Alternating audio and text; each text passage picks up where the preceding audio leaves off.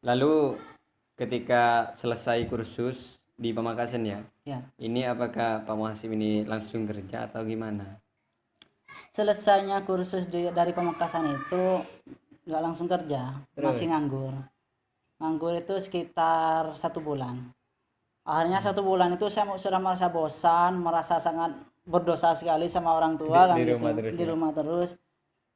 Ya bagaimana caranya saya ini harus kerja sekarang. Hanya waktu itu saya ditelepon sama kepala sekolah, sip ijazahnya sudah jadi, silakan diambil ke sekolah.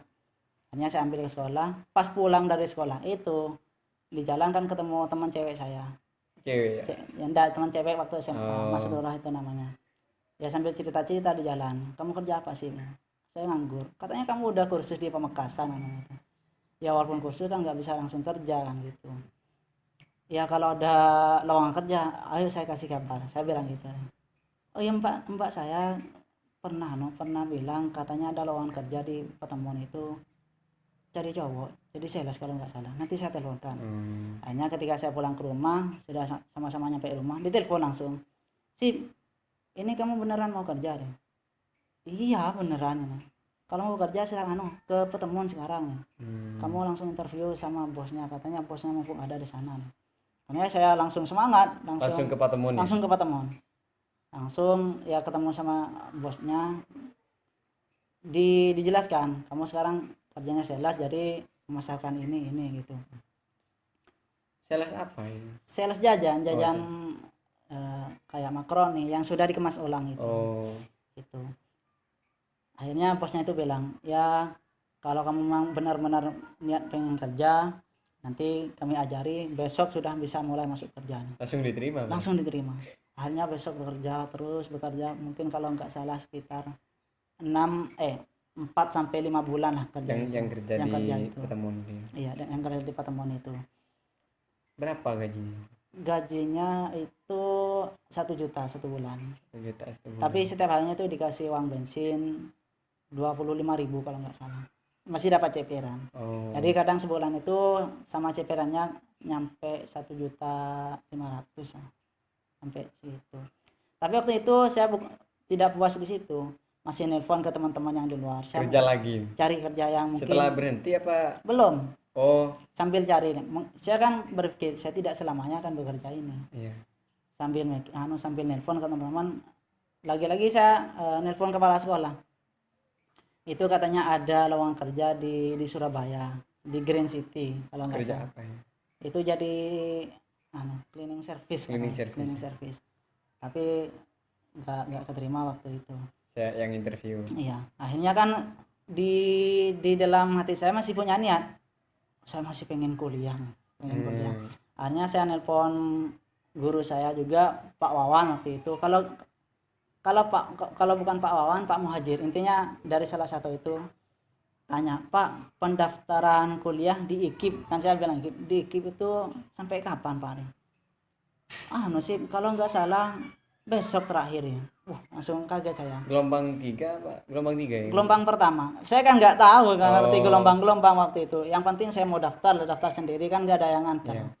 Akhirnya waktu itu hari Rabu, saya ingat hari Rabu, saya ambil jajan di gudang, berangkat ke Bangkalan. Saya bilang ke bos, saya mau nyiris ke Bangkalan, saya mau mencoba.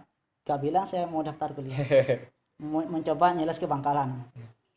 Saya masuk ke kampus, Bawa jajan. bawa jajan, langsung ditaruh di depan itu, di dekatnya tiang bendera di kampus Iya. STKP itu. Saya langsung masuk, langsung ketemu bapak, nggak tahu namanya tapi bapaknya ganteng waktu itu. Saya langsung ada apa mas? Mau daftar kuliah pak? Dia mau daftar kuliah, saya cek dulu ya. Dia sekarang pendaftaran sudah tutup mas ini. Sekarang nih waktunya tes wawancara. Dia tapi saya coba usahakan dulu, bapaknya bilang gitu. Oh, Iya iya. pak, minta tolong pak nih, nggak tahu soalnya pak, saya dari desa pak. Ya sabar dulu ya, tunggu. Hanya dicek, udah gak apa-apa mas, daftar sekarang tapi Langsung anu ngetes. enggak, tapi nanti ini ya mas ya, kamu ke bank dulu bayar 250 bayar Pendaftaran. pendaftaran. Kamu nanti ganti baju ya, jangan jangan pakai baju kayak itu kan, saya pakai celana levis Terus. sama jaket, ini kan saya nyeles waktu Oh itu, iya. jaket hitam waktu itu seragam sales. tapi kalau mau pulang mas ganti baju pakai sepatu pantofel ya. Pagi dia Pak. Waktu itu sekitar jam 9-an mungkin. Pakai pantofel. Akhirnya pulang. Di jalan saya pikir, gimana saya ini kerja yang mau bilang gimana gitu. Hanya saya berani bilang, mohon maaf Bu, ini saya nggak bilang dari awal Bu, ini saya mau niat mau kuliah Bu, tadi daftar ke STKIP, katanya sekarang harus ikut tes Bu, jadi saya mohon maaf Bu, gak bisa nyeles hari ini Bu, besok ya Bu, langsung kerja. Udah gak apa-apa sih, untung bos saya waktu itu baik banget, sudah gak apa-apa ya, udah kamu pulang, tapi sekarang dihitung off ya nih. Iya Bu, gak apa-apa Bu. Digaji berarti. Gak digaji. Gak apa-apa, tetap senang saya. Yang penting dikasih izin. Pulang itu ya senang sambil mikir lagi. Saya mau dapat dari mana nih ya sepatu pantofel ini. Waktu itu kan nggak punya. Akhirnya saya kan celana hitam kain punya yang dari kursus Pamekasan. Pakai baju apa itu namanya? Ada baju juga seragam dari Pamekasan juga. Yang kursus itu pakai itu karena ada kerahnya. Sepatunya itu nelpon ke teman pondok, pinjam. Mas mau minjam sepatunya yang pantofel yang biasa dipakai kuliah, kan saya tahu teman tuh kuliah, mau minjam sepatu pantofelnya, mau daftar kuliah. Oh gak apa-apa sih, langsung ambil saja di pondok. Berangkat langsung minjam pantofelnya itu, berangkat sepeda motor sendiri Supra waktu itu. Berangkat pas nyampe Tanah Merah hujan lebat banget. Hujannya itu lebat banget. Akhirnya mau menangis gimana ya, ini mau lanjut saya nanti basah semua gak bisa ikut tes. Akhirnya sepeda saya diparkir di depan Indomaret, saya naksi ke Bangkalan yang ikut tes itu. Yang ikut tesnya ya, jam berapa tesnya? Tesnya jam 1. Intinya kan dipesan sama bapaknya tadi jam 12:30 harus ada di kampus mas. Berangkat itu hampir sekitar jam 10:30. Berangkat hujan lebat, berangkat ketika nyampe Bangkalan itu gak ada hujan sama sekali. Nggak tahu itu apa. Nyampe Bangkalan saya langsung masuk ke dalam lagi tempat pendaftaran. Pak mau bayar 250. Bukan di sini bayarnya mas. Masih ke bank lagi. Ke bank, suruh ke bank BRI. Di mana Pak? Saya nggak tahu di sini Pak. Kamu nanti ke utara saja, nanti nyampe stadion, depan stadion itu ada bank BRI. Saya nggak tahu stadion, cuman ya jalan kaki terus dari depan STKIP itu jalan kaki sampai BRI, sampai nemu bank BRI. Berapa menit yang jalan kaki? Nggak tahu, nggak ngitung, yang penting ya jalan, nggak kerasa capeknya. Nyampe dalam langsung daftar. Itu belum makan dari pagi itu. Pas selesai dari bank itu sudah terasa lapar ya. Akhirnya karena jauh saya naksi ikut ceri ke STKIP. Hanya daftar, selesai daftar itu ya interview selesai, sudah saya pulang, besoknya kerja lagi. Dan itu pengumuman langsung diterima apa gimana? Ya itu akan nanti pengumuman itu kan ada SMS katanya. Oh SMS ya. Ada SMS, silakan dicek pengumumannya di Mading STKIP. Itu saya nyeles ke Bangkalan lagi. Lihat masih lulus. Saya luar biasa seneng banget waktu itu. Saya bisa keterima di STKIP, lulus. Akan ada sekitar 4 atau 5 orang yang tidak lulus tes itu. Hanya saya lulus, senang. Pas waktu itu masuk kalau nggak salah itu 9 September atau intinya bulan September itu sekitar kurang setengah bulan itu sudah mulai berpikir. Saya berhenti kerja waktu itu. Oh, setelah daftar itu berarti kerja. Setelah diterima ya? Lama kelamaan itu hampir mungkin hamin 1 bulan mau masuk kuliah itu sudah berhenti. Berhentinya itu bukan berhenti sendiri, artinya gudangnya itu masih ditutup karena memang kalau nggak salah mau masuk bulan puasa kalau nggak salah itu tutup terus sampai itu mau masuk kuliah itu belum buka gudangnya. Jadi saya izin pamit berhenti sekalian gitu. Akhirnya hamin setengah bulan mungkin lah masukan kuliah, saya berpikir saya kalau di rumah terus nggak punya biaya ini kuliah. Yang mau bayar ya? Yang mau bayar pertama SPP, iya. Ruang gedung itu. Karena memang gini, awalnya itu yang mau kuliah nggak diizinin. Iya. Nggak diizinin. Mulai dari lulus MA terus sampai itu selesai kerja nggak diizinin. Bilangnya begini, terus kalau kamu kuliah biayanya dapat dari mana? Orang tua itu bilang gitu. Saya kan nggak biaya sendiri. Akhirnya saya rayu-rayu terus, akhirnya begini, ya sudah, kalau memang kamu ingin kuliah tapi biayanya tanggung sendiri, bilang gitu. Siap Bu, saya asalkan dapat ridho dari sampean Bu, saya mau cari uang sendiri untuk kuliah sambil kuliah ya. sambil kerja. Akhirnya ya dari ridho itu mungkin ya itu jalannya, masuk kuliah hamin setengah bulan saya ke Bangkalan. Kalau nggak salah itu bikin akte, kan saya belajar sendiri bikin kayak itu dari rumah dulu. Oh, bikin akte sendiri untuk persyaratan kuliah. Iya, persyaratan Untuk kuliah. persyaratan kuliah Iya, biasanya kan pakai akte. Iya itu persyaratan kuliah, bikin akte. Pas di Dispenduk itu ketemu kakak sepupu saya, Kak Asis. Saya mau kerja deh. Tolong carikan kerja di Bangkalan itu. Ya Cong, besok saya ini kan nggak sibuk, besok ke Bangkalan, bilang gitu. Oh ya siapa? Hanya waktu itu sore keliling Bangkalan cari lowongan kerja. Hanya sama tukang pentol dikasih tahu ada kebab lowongan di situ nih. Di mana? Di depannya Alfamart, dekatnya Dispenduk. Ada kebab lowongan di situ katanya.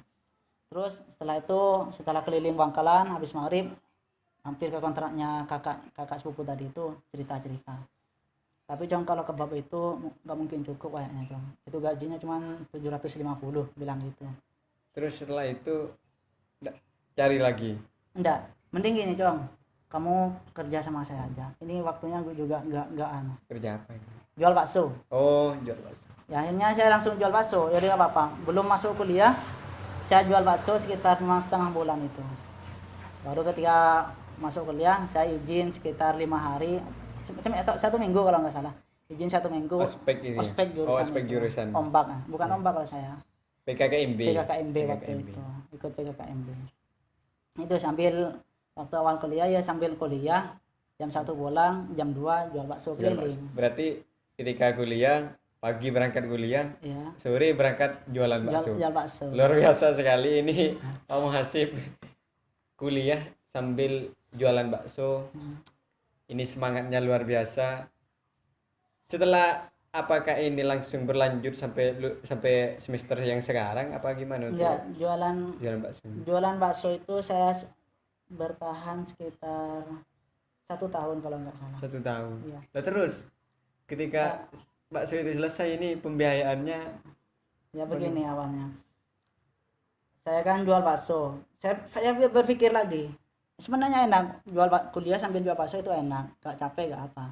Cuman saya rasa kalau saya kuliah begini berarti saya gak ada bedanya sama anak SMA, gak ada pengalaman yang lebih. Akhirnya saya mutar-mutar, juga ada pesan dari senior saya, Kak Sofa itu dari Galis. Yeah. Dipikir-pikir lagi Lek, bilang gitu. Kuliah sambil jual bakso gitu.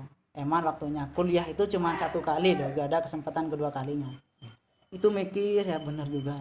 Ini saya harus ambil keputusan.